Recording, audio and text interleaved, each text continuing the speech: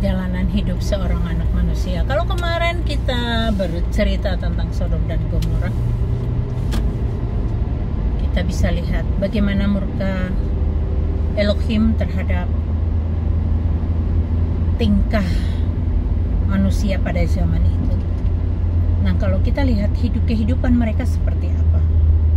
Apakah tidak sama seperti zaman sekarang? Menurut aku 11-12 sih. Kejahatan manusia zaman dulu dengan sekarang udah sama. Banyak orang hidup dalam ketidakbenaran. Banyak orang yang hidup dalam tidak takut akan Tuhan. Kita lihat Sodom dan Gomora, terutama kejahatan seksual manusia pada zaman itu. Apakah sekarang tidak ada kejahatan seksual seperti itu? Coba kita lihat media sosial. Wow. Yang laki jadi perempuan, yang perempuan jadi laki. Apakah Tuhan itu menciptakan manusia tuh dengan gender yang abu-abu? Apakah Tuhan itu menciptakan gender yang abu-abu? Tuhan hanya menciptakan Adam dan Hawa. Tidak ada di antaranya Adam jadi Hawa atau Hawa jadi Adam. Tidak. Tuhan menciptakan awal manusia Adam itu diciptakan dari tanah, dan itu diciptakan dengan tangannya sendiri.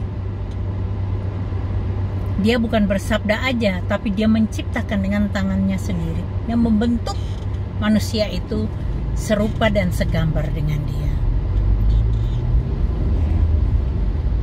Kemudian dia melihat bahwa hewan yang lain berpasang-pasangan, tapi si Adam sendirian. Oleh sebab itu Tuhan mengambil rusuk kiri Adam untuk dijadikan Hawa. Tuhan tidak ngambil lagi rusuk kanan lagi untuk ciptakan yang gender abu-abu. Nggak ada loh. Kalau kita lihat sekarang pernikahan dalam kehidupan kita, banyak orang menikah, ada pasangannya, ada istrinya, ada suaminya, tetapi punya gula-gula di luar, permen di luar yang sejenis. Ada yang sudah bersuami, ternyata bisex. Jadi dia suka muka belakang, suka lanang, suka wedok. Lah, suka perempuan, suka laki. Nah, begitu juga sebaliknya yang suami. Banyak suami itu senang laki-laki. Banyak. Sudah punya istri, punya anak, punya cucu bahkan.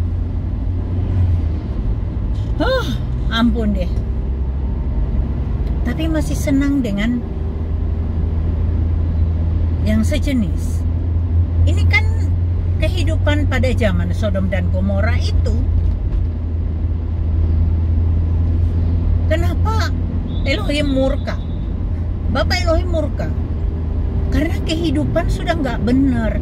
Laki-laki kok senang sama laki-laki, perempuan senang sama perempuan, itu gimana? Tuhan menciptakan, tadi saya katakan, tidak ada yang abu-abu. Ya kan aneh aja gitu loh. Makanya saya katakan kemarin, jangan normalisasi Sodom dan Gomora dalam kehidupan keluarga maupun lingkungan. Kenapa? Murka Elohim itu loh. Kalau murka Tuhan itu turun, bukan cuman orang itu yang kena, kita yang di sebelah-sebelahnya juga kena. Kenapa? Kita terima kok, normalisasi kok. Jangan mandang bilang itu hak asasi manusia. Hak asasi manusia yang seperti apa?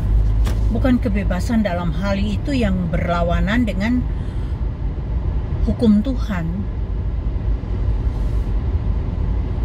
Jangan sampai kita semua kena gara-gara mereka yang hidup tidak benar. Kalau saya mau bilang ya, sebenarnya itu setan, perbuatan iblis lah yang merusak ciptaan Elohim. Kenapa dia merusak? Iri hati, iri dan dengkinya dia. Dia mau supaya banyak manusia masuk dalam neraka bersama dia. Jadi temannya, jadi dia nggak mau sendiri, dia ngajak bolo-bolo nih.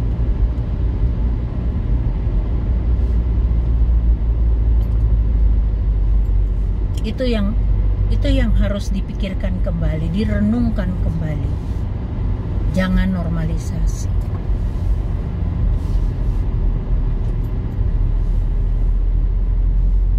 Kita di Indonesia ini sudah sangat menerima kondisi yang tidak normal ini. Kondisi yang tidak normal ini sudah diterima. Ini kan nggak benar kalau kayak begitu. Harusnya kita menolak, tidak menerima. Kenapa? Bertentangan dengan hukum Tuhan. Tuhan marah loh kalau kita itu menerima kayak begitu. Kita tidak mempermasalahkan hal seperti itu, padahal hal seperti itu mendatangkan murka Allah. Ngeri loh. Dan pada saat air bah itu datang, mungkin ada di awal-awal cuma hujan tercurah dengan deras, mereka belum aware dengan kondisi saat itu, bahwa itu adalah akhir dari kehidupan semua makhluk hidup yang ada di situ. Semua makhluk yang bernyawa tuh habis loh dalam waktu. Lah kita manusia bisa bernafas dalam air nggak? Nggak bisa. Mungkin hanya ikan yang tidak mati, tapi hewan yang di darat itu mati semua loh. Bahkan semut pun mati, kecuali hewan yang memang hidupnya di air ya. Selamatlah mereka. Tapi apalagi manusia, hewan yang hewan juga habis, kita manusia habis. Makanya pikirkan dan renungkan itu. Kalau memang kamu juga adalah orang yang di gender abu-abu, tolong deh pikirkan lagi hukum Tuhan, hukuman Tuhan yang akan menimpa, bukan hanya menimpa dirimu. Kehidupan yang gak normal itu perbuatan iblis. Sadar itu, sadar bahwa itu perbuatan iblis. Kembali ke jalannya Tuhan. Jangan biarkan terjadi lagi Sodom dan Gomora. Dan jangan biarkan dirimu masuk di dalam neraka. Karena pemburit itu tidak melihat surga. Ada dalam firman Tuhan. Pemburit itu tidak akan masuk surga. Jadi tolong deh, kasihani dirimu sendiri. Yang utama itu kita nolong diri kita dulu. Kalau kita itu bakal masuk ke dalam neraka, bagaimana caranya kita perbaiki itu supaya jalan kita diluruskan Tuhan. Tuhan tidak mau masukkan kita di sana, tetapi Tuhan mengampuni dosa kita dan Tuhan mau menerima kita di surganya. Karena dalam firman Tuhan juga Tuhan katakan, jalan yang lebar itu yang banyak dilewati orang, sedangkan jalan yang sempit itu hanya sedikit orang yang melewatinya. Apakah jalan yang sedikit itu kamu lewati atau kamu mengikuti jalan yang lebar? Ayo, walaupun sempit nggak apa-apa. Daripada di jalan yang luas, lebar, tidak ada hambatan apapun, tapi itu menjerumuskan kamu dalam neraka, api neraka. Dan api neraka itu tidak sebentar, tidak 1 bulan, 2 bulan seperti hukuman penjara setahun, 10 tahun, 15 tahun, tidak. Selamanya. Ngeri loh. Masa kita mau hidup menderita di dalam neraka selamanya? penyesalan itu selalu datang di akhir. Penyesalan tidak datang di awal. Kalau datang di awal ya pendaftaran. Sebelum menyesal itu, sadarlah, bener loh, firman Tuhan. Saya teman, sobat, sahabat, saudaraku yang terkasih, aku mengasihani kamu. Aku mengasihi kamu juga. Oleh sebab itu, aku menunggu kamu. Kalau memang kamu hidup dalam ketidakbenaran, kembalilah ke jalan yang benar, jalan yang diridhoi Tuhan. Jangan sampai petaka itu datang baru kamu sadar.